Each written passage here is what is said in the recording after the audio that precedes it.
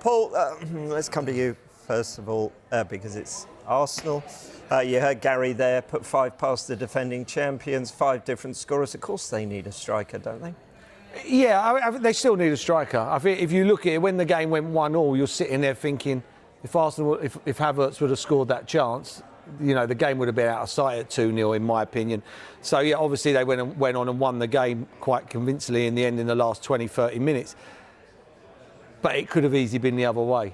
Do you know what I mean? They've got to take them chances. That was a big miss. Natural goal scorer scores that goal. You know, 1 in 2 scores it. I mean, I know Havertz goes and gets his goal, which was harder than that chance. They need a forward. I don't think, unless they get Ollie Watkins, I don't see the point in going and get one.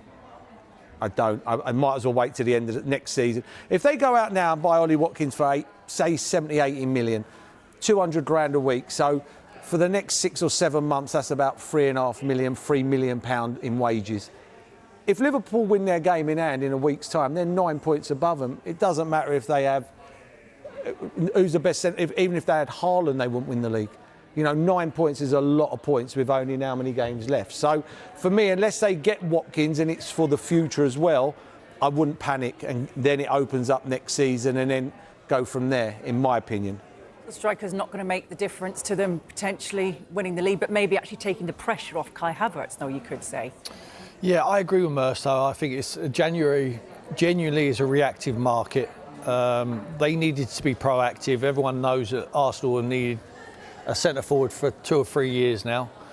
They haven't managed to find it. What makes people think they're going to find it in like a couple of hours left of the transfer window?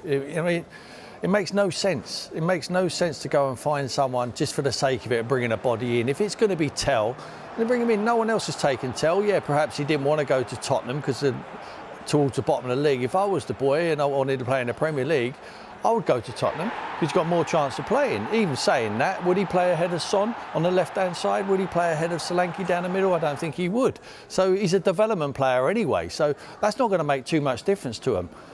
To them to go and sign someone out to make a difference, it's impossible. It's impossible for them to do. Like Merce said, if they win their game in hand, 9 points, it's pretty much done. They've lost 1 game all season, Liverpool. I don't see them going and losing 3 or 4 games, and Arsenal would have to win all their remaining.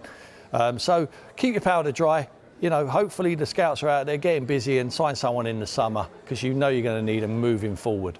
I think Arsenal would have tried to have been clever and thought they'd have had a sniff on the Duran one. They'd have definitely had a whisper he was going to go there.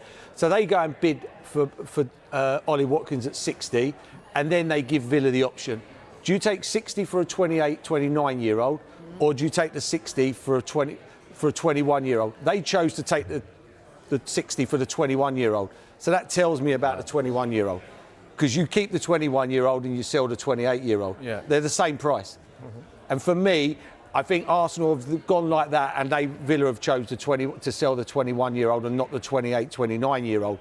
So I ain't sure Arsenal will go in again. I don't think they will go in again. Not only that, we're running out of games, aren't we? You know, for them to win the Premier League. Do you think if he come in at the weekend, Merce, he goes straight into the side?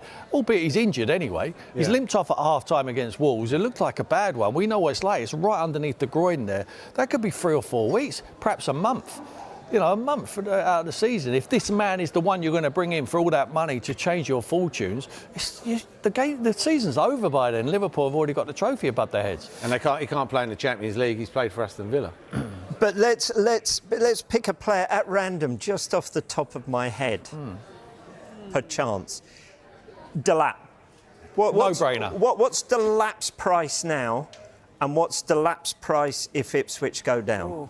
No-brainer for me. Delap in front of Watkins for me, for what they need at the moment, and ahead of Sesko, who they've been touting around for Arsenal as well. This guy now, I think, perhaps, to get him now, and I know Ipswich without Delap pretty much assigned to the Championship next year without him. So they would have to weigh up that, but I think 40 million would get him now, double their money from what they paid off City. 40 million and someone who would get developed under Mikel Arteta. He gives them something different. He is a box player. He can run from deep. He's strong. He holds the ball up. He brings others into play. I think he is an absolute no-brainer. Someone who knows the league Yeah, for me, that is, like you say, they get relegated, someone comes and gets it. Perhaps I still think his value will be up there, Rob, I really do. I think he'd probably be around the same money, 40 million. But I think 40 million is nothing for Arsenal. And you're talking about a boy, what's he, 21?